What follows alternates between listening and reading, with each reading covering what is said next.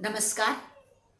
मी तुमची होस्ट ओल्डी गोल्डी फ्रॉम ओल्डी गोल्डी रेसिपीज. ओल्डी गोल्डी रेसिपीमधून मी आज तुम्हाला मस्त एक छान जुनी रेसिपी दाखवते. माझ्या लहानपणी मी खाल्लेली आणि छान खमंग रेसिपी अशी दाखवते. तर ती रेसिपी आहे घेवडी बटाट्याची ब्राह्मणी चटकदार भाजी आणि बाजरीचा तीळ लावलेला पोप्या. तर चला मग आपण आधी रेसिपी पाहूया. भाजीची रेसिपी आधी बघून घेऊया. त्यात काय काय सामान मी घेतलं आहे ते तुम्हाला दाखवते. आधी स्वयंपाकघरात चला.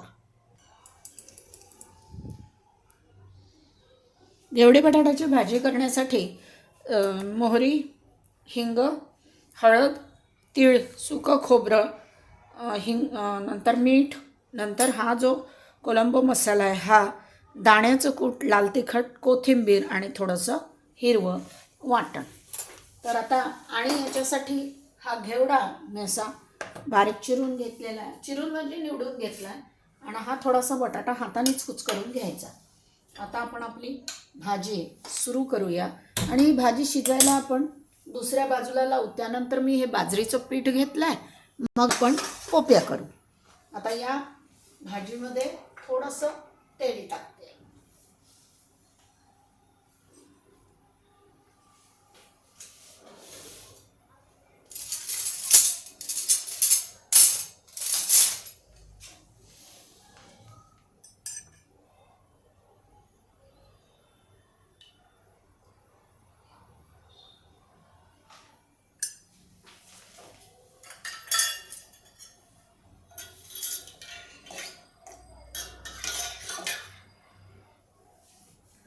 आता हे तेल तापलं की त्यात मोहरी वगैरे टाकते.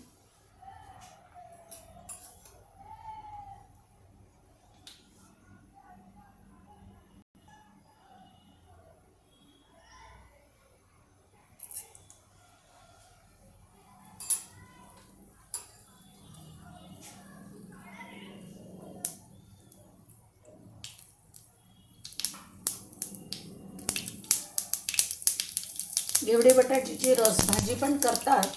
आता मी हा गॅस कमी करते आणि ही थोडीशी हळद यात टाकून घेते. तर आपण हे जो घेवडा आहे हा यात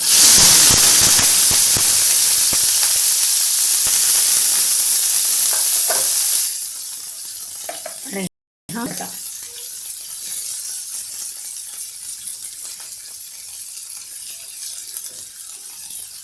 भाजी हलवून घेऊ.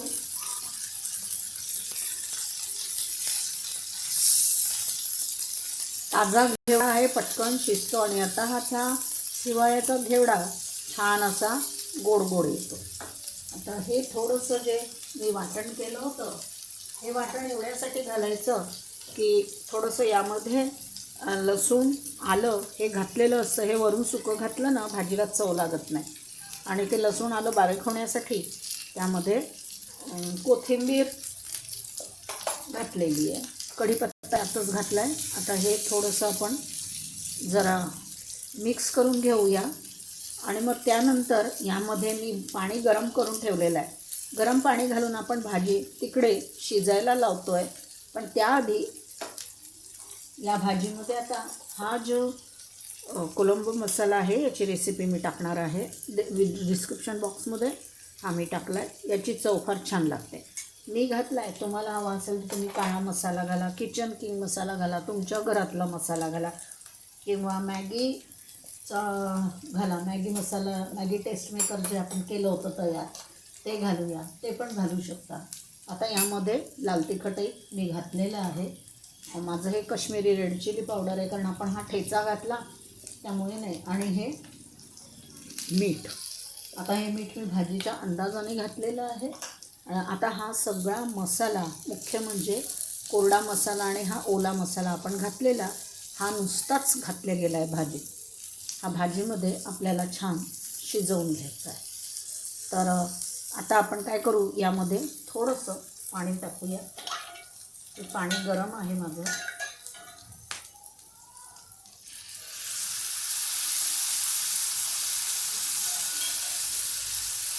आता बघूया. याला बाजूने तेल सुटस्तोवर हा मसाला तेल पिऊन घेईल, चांगला भाजला जाईल. आणि मग या भाजीत पाणी टाकून मी ही भाजी तिकडे शिजायला ठेवते आहे आणि नंतर आपण आपलं पोप्याचं काम करूया. पाणी मी आधीच गरम करून घेतलेलं आहे, तर बघू आता. या मसाल्याला तेल सुटू देत, मग मी झाकण ठेवून तिकडे शिजायला हा मसाला ठेवते.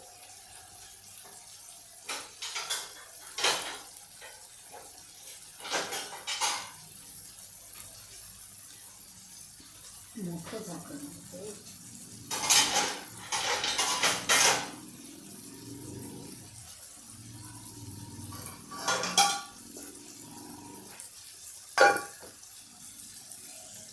बघा. आता हे साईड साईडला तेल येतं आहे, त्यामुळे हा मसाला व्यवस्थित भाजीच्या फोडींना याचं कोट झालेलं आहे.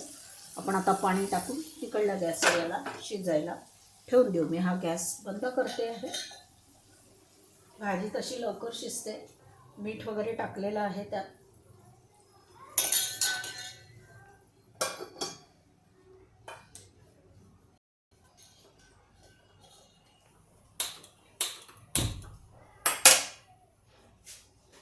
आता हे मी बाजरीचं पीठ घेतलेलं आहे इथे, आणि बाजरीच्या पिठाचा या बाजरीच्या पिठात मी थोडंसं मीठ घालते.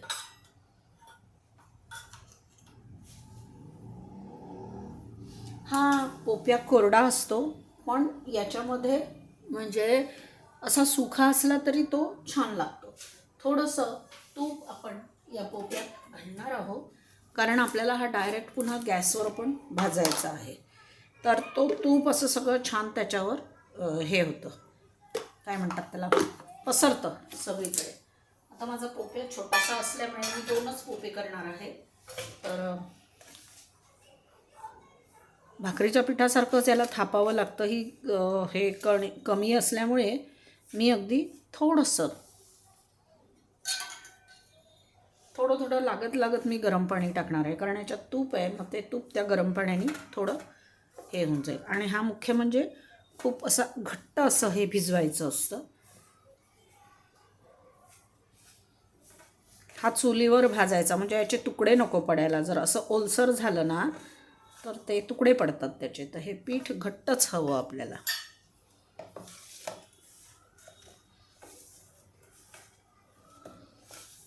आणि बाजरीचं पीठ हे मोकळं असतं, त्यामुळे थोडंसं अगदी लागत पाणी घालायचं.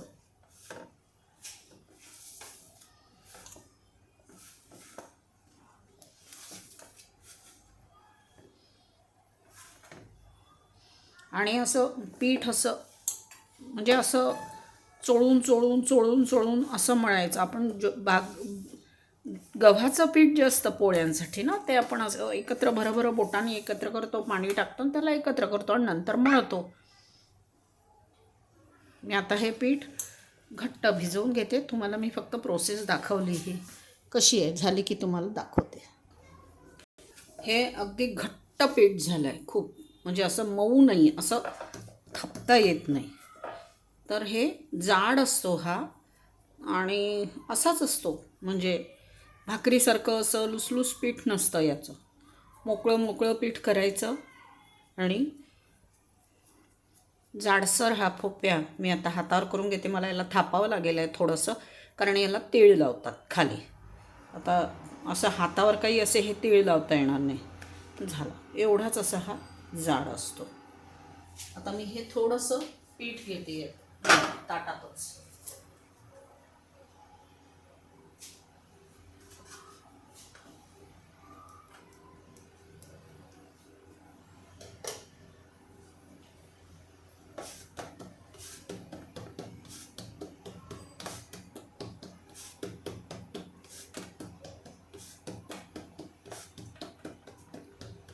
ही सरकत नाही लवकर. पोप्याची भाकरी बिलकुल लवकर सरकत नाही. ज्वारीची भाकरी किंवा याला जर मळलं खूप तर हे छान सरसर सरकतं.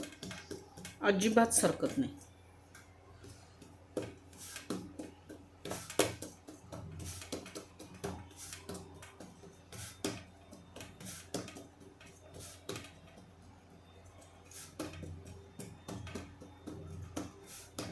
म्हणजे ते सरकणार नाही इतकंच असं ते घट्ट असं भिजवावं लागतं.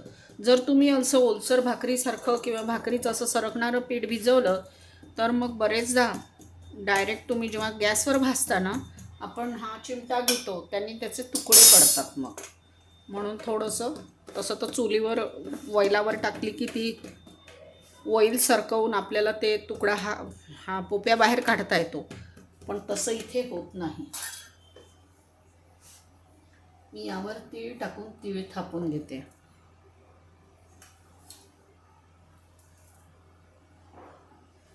भाकरीपेक्षा वेगळी पद्धत आहे याची.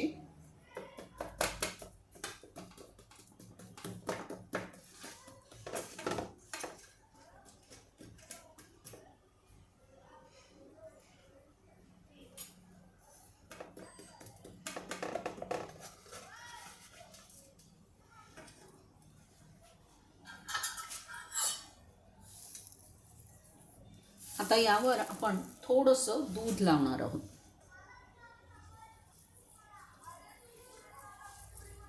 मग तो खायला छान लागतो. बाजरीची चव सोरीची जरा तीव्र असते ना, कधी कधी कडसर पण येते चव. तर आपण पावाला कसं दूध वगैरे लावून मग पाव बनवतो तसं पण दूध लावलं की हे खूप छान होतं. बस आता याला आपण बाजूला ठेवू आणि मग याला आपण एका इकडल्या बाजूने भाजून झालं की तिकडे भाजून घेऊया. तिकडनं पण भाजून घेऊया त्याला.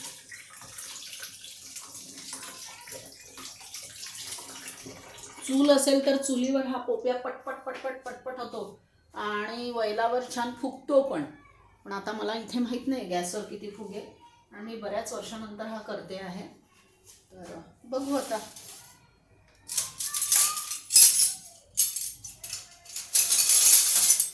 याआधी मी ज्वारीचा पोप्या दाखवलेला होता.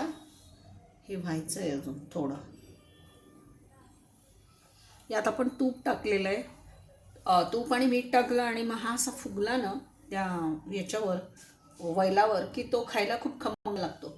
मग तुम्ही दुधात तो गरम गरम पोप्या बुडवून खा. म्हणजे जे मुलं आहेत ज्यांना असे समोर दात आलेले आहेत फक्त, ती मुलं कुचकरून खाऊ शकतात. म्हातारी माणसं ज्यांना दात नाही आहेत ते पण दुधात कुचकरून खाऊ शकता. पण आज आपण जेवणाची रेसिपी करतोय डिनरची, त्यामुळे बघूया. ते थोडंसं अजून व्हायचं आहे. झालं की मी पलटवते.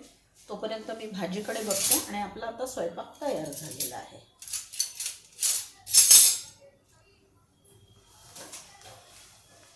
फक्त वालाच्या शेंगा शिजल्या की ही शेंग शिजायला थोडं वेळ घेते, पण लवकर शिजते. असं काहीच होत नाही की शिजत नाही.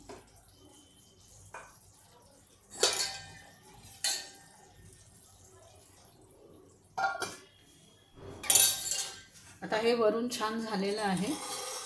याला आपण पलटू. छान झाला, खालून खमंग झाला आहे. आता खालून हा भाजून झाला की डायरेक्ट आपण याला तिसरी बाजू आपण गॅसवर टाकणार आहोत डायरेक्ट. हा असाच होतो. साईडला त्याला चिरा गेल्या पाहिजे आणि म्हणजे असाच होतो हा मग असा हाताने कुचकरता येतो.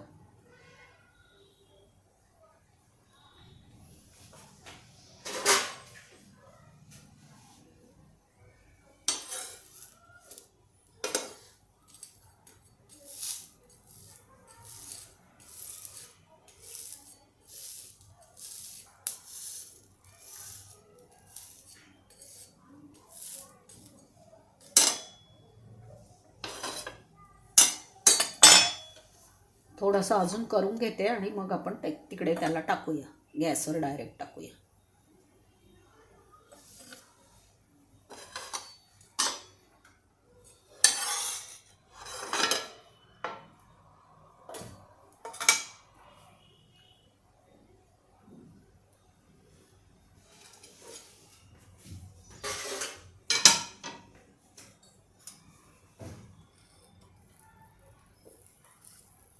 तुकडे पडतातच त्याचे, होऊनच राहिले तुकडे. थोडंसं आता त्याला शेकून घेते चांगलं, म्हणजे मग त्याचे तुकडे पडणार नाही. पण हा फुगणार नाही असं मला वाटतंय.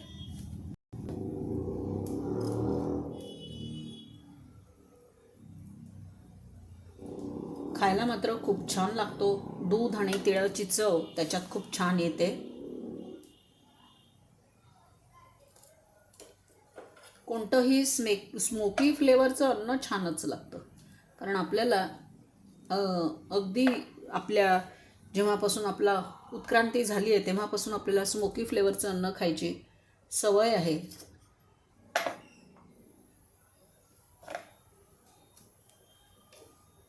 मस्त झाला.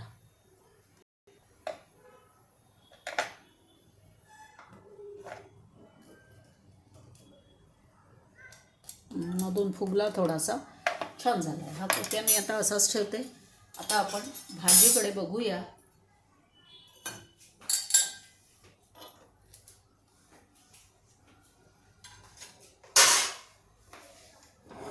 इकडनं गॅसवर मी भाजी घेते.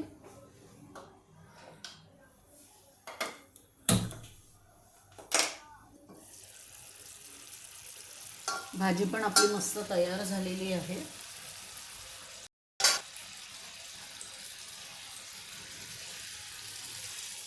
शेंग पण शिजली आहे चांगली.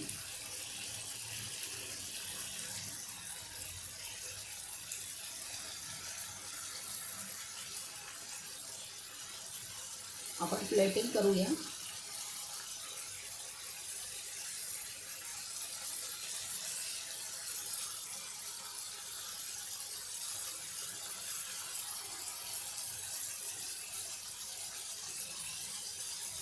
शेंग शिजली.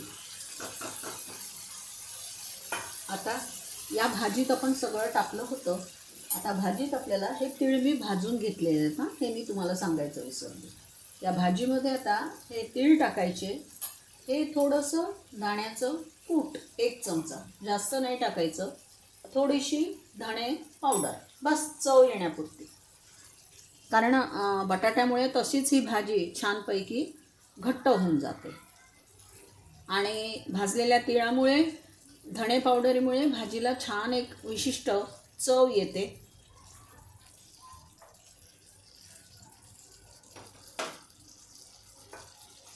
आता मी आपलं प्लेटिंग करून घेते.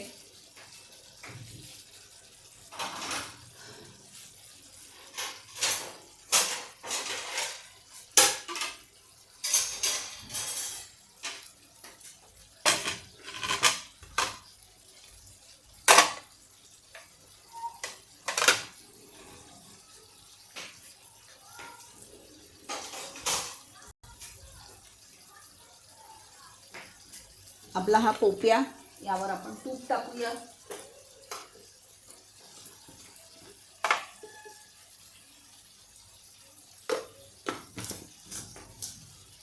आज या भाजीबरोबर आपण ही कारळाची चटणी ठेवतो आहे.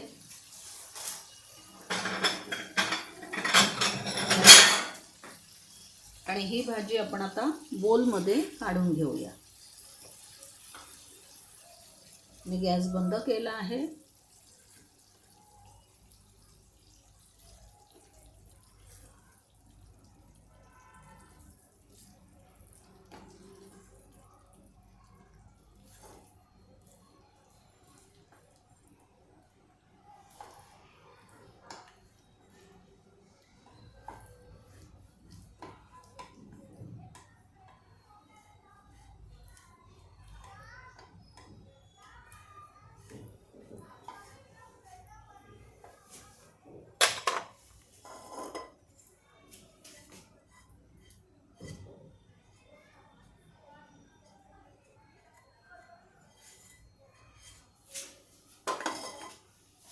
पालाच्या शेंगाची चटकदार भाजी आपली तयार आहे. या भाजीवर आपण आता थोडीशी कोथिंबीर घालूया. आणि हे थोडंसं सुकं खोबरं.